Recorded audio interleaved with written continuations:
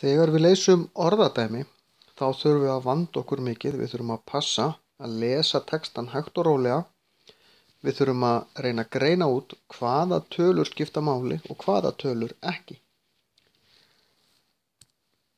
Og í raun aðalatriði hvað er verið að spyrja. Það er ekki nóg að horfa bara á tölurnar og gera bara eitthvað. Það skilar ekki góðum árangri. Ég ætla að lesa fyrir ykkur orðadæmi. Jói og Siggi eru að blanda saft. Þeir blanda 4 lítra af saft úr 8 lítrum af berjum og þeir ætla að setja saftina á flöskur sem hver tekur 1/4 úr lítra. Þarna vorum við með 4 lítra af saft, 8 lítra af berjum og flöskur sem taka 1/4 úr lítra.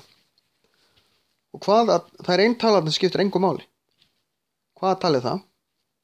Jú, við eigum að finna hvað er koma saftinu fyrir á mörgum flöskum, þannig að magnið af berjum skiptir engu máli. Ég er búinn að draga út hvað þetta er, hvað þarf ég, en síðan hvernig fer ég að því að finna hvað 4 lítrar fylla margar flöskur sem hver er 1/4 úr lítra. Það er pínu snúið. Leiðin til þess að komast út úr svona óþægilegum tölum eins og 1/4 er í raun að skiptin út fyrir bara 2 lítra, einhverja þægilega tölu. Og ég er fljótur að sjá, ef ég er með 4 lítra, það kemst fyrir í 2 lítra flöskur. Og þá þarf ég að byrja, hvernig fann ég það? Jú, 4 deilt með 2 er jáfnt og 2. Þessir 2 hérna eru þessir 2 hér. Þannig ég þarf að skipta á þessu og 1/4. Þannig að 4 deilt með 1/4, hvað er það? Jú, þið munið að ég má gera svona. 4 fyrstu sinnum 4 fyrstu.